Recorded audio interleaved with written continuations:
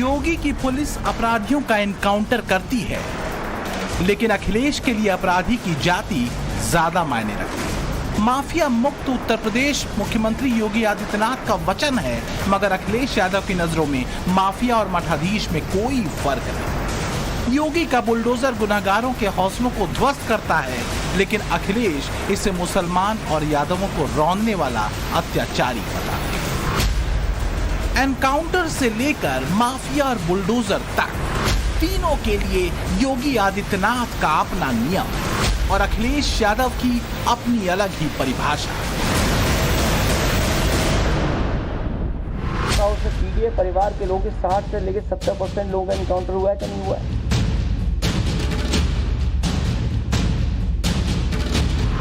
जाति के नाम पर आपको भिड़ाने का काम करेंगे, आपस में लड़ाने का काम करेंगे। एनकाउंटर किया है तो फेक इनकाउंटर के तार जोड़ने के लिए आपको घंटों साथ बैठना पड़ेगा। क्या आप कल्पना कर सकते हैं 3 साढ़े 3 बजे फेक इनकाउंटर हो और 5 सवा 5 पे आपके पास प्रेस नोट चली आए और फिर तार मिलाए जाए? बैग कहां से आया, मोटरसाइकिल कहां से आई, नए कपड़े कैसे बैग में मिले?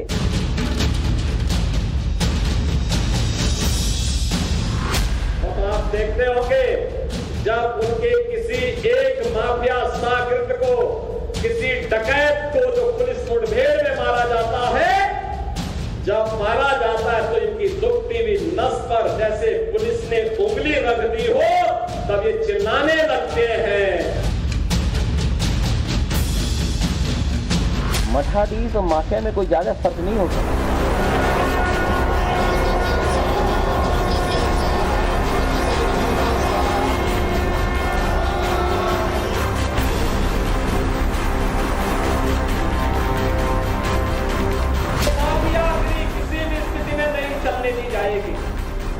कानून का राज हो, सबको सुरक्षा मिलेगी, सबको योजनाओं का लाभ मिलेगा। लेकिन अगर कोई कानून को ठेगा दिखाने का काम करेगा तो उसका काम समाप्त करने का काम भी सरकार करेगी और इसके लिए किसी भी हद तक जाकर के उसके गुस्ताख का जवाब देगी।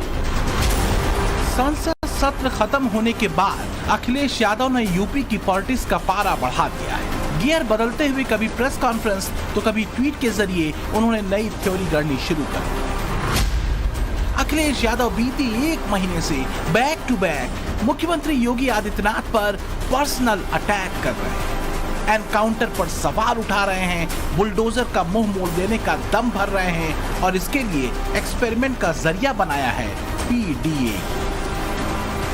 सुल्तानपुर एनकाउंटर में मारे गए मंगेश यादव की फैमिली से अखिलेश यादव शुक्रवार को मुलाकात कर और शनिवार को प्रेस कॉन्फ्रेंस के साथ हाजिर हुए, एनकाउंटर की टाइमिंग और पीड़ित परिवार की थ्योरी के साथ। कल पूरा परिवार मिला था और जो सरकार कह रही है कि एनकाउंटर हुआ है, परिवार के सदस्य बता रहे हैं कि रात को उठाया था उसको और 2 दिन बाद उसका एनकाउंटर हुआ है। तो कम से कम परिवार से वो सच्चाई जानने के लिए परिवार से मैं मिला था। इतना तो दिमाग रखते कि चप्पल पहन करके खून बहते हुए तस्वीर न खिंचवाते और फिर आप खुद स्वीकार कर रहे हैं कि मास्टरमाइंड कोई और था, मुख्य सरगना कोई और था। आप मास्टरमाइंड का क्यों नहीं एनकाउंटर किया? क्या वजह थी? क्योंकि आप सुन के वापस आ गए होंगे। कोई एसटीएफ से सवाल। यूपीए के एनकाउंटर में मारे गए अपराधियों का डेटा बताते हुए अखिलेश उसे पीडीए और नॉन पीडीए के साँचे में फिट करते हैं, मगर ये नहीं बताते कि मुस्लिम अपराधियों के बाद अगर एनकाउंटर में किसी जाति के ज्यादा अपराधी ढेर हुए तो टॉप 3 में ब्राह्मण और ठाकुर वर्ग से आते, उसके बाद जाट, गुर्जर और फिर यादव सरनेम वाले अपराधी। अखिलेश यादव की इसी जाति वाले एक्सपेरिमेंट को लेकर योगी पलटवार करने में पीछे नहीं। बड़े बड़े डकैत और अपराधी जब पकड़े जाते हैं वो कभी नहीं कहता साहब मैं इसमें दोषी हूं, वो अभी अंतिम दम तक, जब तक उसको प्रमाण नहीं दिखा दिया जाता है कि देखो भाई तुमने ये कृत्य किया, वो कहता साहब मैंने नहीं किया है, फिर उसको फुटेज दिखाए जाते हैं, अरे देखो ये सब क्या है, कहता हाँ साहब तो गलती हो गई, तो यही कहते हैं। 24 के चुनावी नतीजों में अखिलेश यादव की पार्टी के नंबर बढ़े। उसी के बाद से वो आंकड़ों पर ज्यादा जोर दे रहे हैं, जाति वाला नैरेटिव गढ़ रहे हैं, पीडीए वाला एक्सपेरिमेंट कर रहे हैं। मंगेश यादव की फैमिली के पहले अखिलेश यादव ने लखनऊ के गोमती नगर छेड़खानी कांड के आरोपी पवन यादव से मुलाकात की थी। अखिलेश ने वजह बताई थी कि यादव सरनेम की वजह से पवन यादव को टारगेट किया गया और अब वो मंगेश यादव एनकाउंटर पर सवाल उठा रहे हैं। अखिलेश यादव ये भ्रम फैलाने की कोशिश कर रहे हैं कि योगी आदित्यनाथ की सरकार में जानबूझकर यादवों का एनकाउंटर किया जा रहा है, जबकि बाबा की पुलिस ने एनकाउंटर्स के डाटा देकर अखिलेश यादव के सियासी मंसूबे पर पानी फेर दिया है।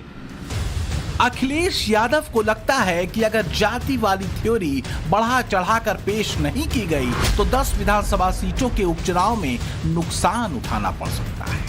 2027 के विधानसभा चुनाव का रिजल्ट मन माफिक पाने के लिए बहुत पापड़ बेलने पड़ सकते हैं। हालांकि अखिलेश इस फैक्ट को सामने नहीं रखते। उनकी सरकार के दौरान 40 अपराधियों को मारा गया, लेकिन फेक एनकाउंटर के बहुत ज्यादा मामले सामने आए और फिर फेक एनकाउंटर साबित होने पर तब अखिलेश सरकार को 13 करोड़ 23 लाख रुपए पीड़ित परिवारों को मुआवजे के तौर पर देने पड़े थे।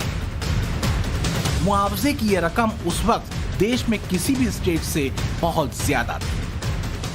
अखिलेश वोट की ताकत के बाद सत्ता से हटाए गए तो योगी ने जिम्मा संभाली और बदमाशों गैंगस्टरों से निपटने का उनका स्टाइल ऑपरेशन लंगड़ा खूब फेमस हुआ। हालांकि मौतों का आंकड़ा फिर भी इतना ज्यादा नहीं। 2002 से 2007 तक मुलायम सिंह यादव की सरकार के दौरान 499 अपराधियों को मुठभेड़ में मार गिराया गया। 2007 से 2017 तक मायावती के शासनकाल में 261 अपराधियों का एनकाउंटर किया गया था, जबकि योगी के 7 साल के कार्यकाल में अभी तक 207 अपराधी मुठभेड़ में मारे गए हैं। इस एक्शंस हमेशा से होते रहे हैं और जहां भी गलती पाई जाती है, अगर किसी के द्वारा किसी व्यक्तिगत रंजिश में या पर्सनल लाभ के लिए अगर कोई गलत कार्रवाई की जाती है तो उसके लिए इतने चेक्स एंड बैलेंसेस हैं या आपकी नज़र इतनी पैनी है कि उससे कोई बच नहीं सकता। वोट बैंक की जिस प्रयोगशाला की बदौलत अखिलेश यादव 24 के चुनावी चक्रव्यूह में सबसे ज्यादा नंबरों से पास हुए, यही फैक्टर यूपी में किए जा रहे उनके फॉर्मूले का आधार। योगी के हिंदुत्व के मुकाबले अखिलेश पीडीए वाला दांव चल रहे हैं और इसी की कड़ी के तहत उन्होंने सांकेतिक शब्दों में मुख्यमंत्री योगी आदित्यनाथ पर सीधा हमला किया। माफिया और मठाधीश वाली तुलना। मुख्यमंत्री ने कहा है कि सपा और अखिलेश यादव अपराधियों में भी जाति पीडीए ढूंढ रहे हैं, क्या कहेंगे? अभी ताजा बयान है। मठाधीश और माफिया में कोई ज्यादा फर्क नहीं होता। अगर आप डिक्शनरी उठा के देख लो भाई डिक्शनरी तो आपको भी उठा के देखनी पड़ेगी। तो जो हमारे साथी यहाँ पूछ रहे थे, बताओ उसमें पीडीए परिवार के लोगों के 60 से लेकर 70% लोगों का एनकाउंटर हुआ है कि नहीं हुआ? अखिलेश यादव इशारों ही इशारों में कई बार योगी आदित्यनाथ को माफिया बता चुके हैं। मठ का महंत होने की वजह से योगी के भगवा पहनावे पर सवाल उठा चुके हैं। अखिलेश यादव ने तंज कसते हुए कहा, खास तरह के कपड़े पहने होने के बाद उन्हें झूठ नहीं बोलना चाहिए। अखिलेश की इसी लाइन पर चलते शिवपाल यादव भी कह चुके हैं, संतों के कपड़े पहनते हैं लेकिन संतों जैसा ज्ञान नहीं। अखिलेश की पत्नी और समाजवादी पार्टी की सांसद डिंपल यादव ने भी एक बार कहा था, मुख्यमंत्री के कपड़े संत जैसे पर उनकी बोली वैसी। अब इस तरह की शब्दावली का प्रयोग क्या आंकड़ों की बाजीगरी के साथ साथ शब्दों की जादूगरी भी अखिलेश यादव इस्तेमाल करना सीख गए? अखिलेश यादव मुर्दाबाद, अखिलेश यादव मुर्दाबाद।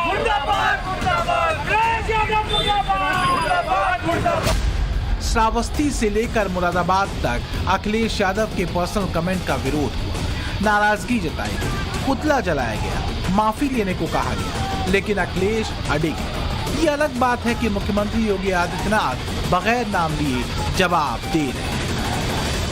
जिन लोगों ने कभी अच्छा किया ही नहीं, तो जब अच्छा होगा तो उनको बुरा तो लगेगा ही, क्योंकि वो एक्सपोज हो रहे हैं और इसलिए दुष्प्रचार का भी सहारा लेते हैं। अखिलेश यादव का अपना फॉर्मूला है, अपनी थ्योरी है, अपने क्रिएट किए गए नैरेटिव। वो एक बात को कई बार रिपीट करते हैं, अलग अलग जगह पर बताते हैं और योगी सरकार के पुराने उदाहरण गिनाते हैं। किस मुद्दे पर बोलना है और किस पर चुप्पी साधनी है, अखिलेश इसे अपने हिसाब से तय करते हैं। लेटेस्ट एग्जाम्पल देख लीजिए। सामूहिक दुष्कर्म की शिकार पीड़िता को आधार बनाकर अखिलेश यादव यूपी के लॉ एंड ऑर्डर पर बेधड़क बोलते हैं, लेकिन रेप का आरोप लगने के बाद फरार मऊ के समाजवादी पार्टी के नेता वीरेंद्र बहादुर पाल पर चुप्पी साध लेते हैं। रामपुर से समाजवादी पार्टी के सांसद मोहिबुल्लाह नदवी के करीबी साजिद पाशा के रेप केस में फंसने के बाद उस पर ट्वीट नहीं करते, और भदोही से उन्हीं की पार्टी के विधायक जाहिद बेग के घर पर एक नौकरानी की सुसाइड करने पर वो सवाल जवाब नहीं करते। जाहिद बेग के कारनामों पर उनकी खामोशी इसलिए भी कटघरे में है क्योंकि समाजवादी पार्टी के